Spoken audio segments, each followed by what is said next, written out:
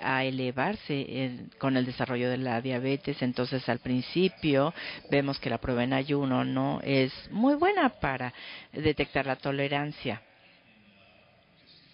Creo que fue en 2003 la Asociación Americana de Diabetes redujo el umbral de la glucosa en ayuno de 110 miligramos por decilitro a 100 mililitros en un esfuerzo por que estuviera más de acuerdo con las 2 horas de ayuno para las 2 horas para detectar la base de prediabéticos. Lo que vieron es que tendían a sufrir de mala sensibilidad.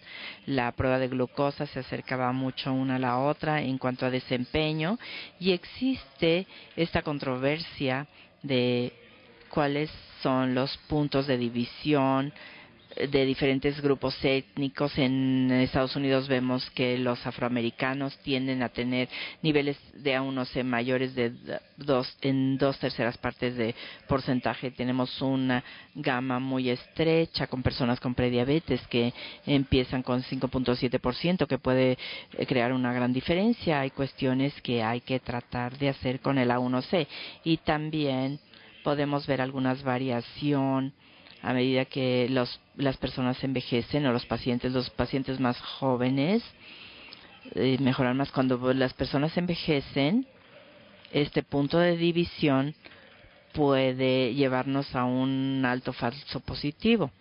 Y por esa tolerancia de la glucosa, el reto es que hay que esperar 2 horas para el resultado de la prueba, y hay variaciones fisiológicas, y la reproducibilidad día con día de la prueba es bastante mala, aunque sea una estándar.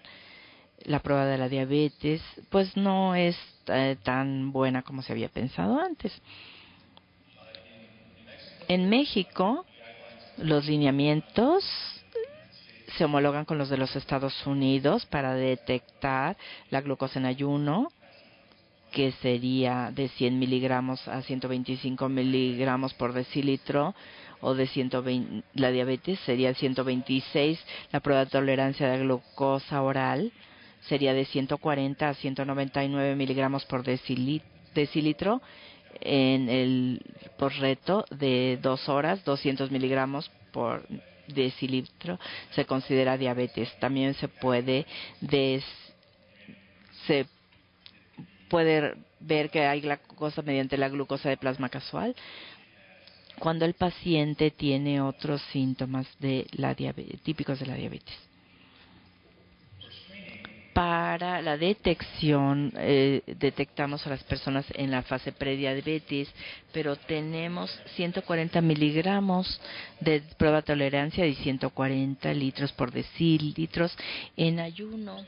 En términos de detección, vemos que los pacientes utilizan una prueba, y los pacientes de más de 45, la recomendación es ponerles a prueba cada 3 años si tienen factores de riesgos para la diabetes, si tienen sobrepeso, hipertensión, dislipidemia, o una persona que ha tenido diabetes estacional. Son factores de riesgos que vamos a poner a prueba más frecuentemente. Entonces, esto se da mediante la prueba de glucosa en ayuno, y hay que esperar a que el laboratorio dé los resultados, y muchas veces tienen una no funciona bien la glucosa en ayuno. Entonces, bueno, sí, sobre todo si sube al 126 litros, si el resultado es negativo, si estamos en menos de 100, se hace la detección en el intervalo adecuado conforme a los factores de riesgos. Así es que creemos que hay cambios que necesiten ocurrir en la detección. Para detectar más temprano, buscamos una prueba más precisa, más sensible, y vemos para encontrar a las personas que están en riesgo de manera más temprana. Y hay que asegurarnos que las pruebas sean fáciles de realizar, que se puedan hacer a cualquier hora de día. Si la persona está en una oficina, se puede hacer el examen ahí, y y hay que basarse en la lectura y se puede hacer durante la visita y no tener que, para que el paciente no tenga que regresar en otro momento y hay el potencial de que se pierda el paciente.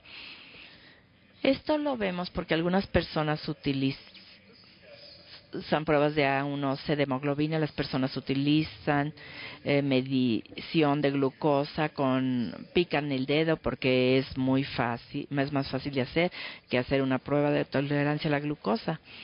Entonces es nuestro deseo hacerlo más fácil para que las personas se pueda intervenir anteriormente.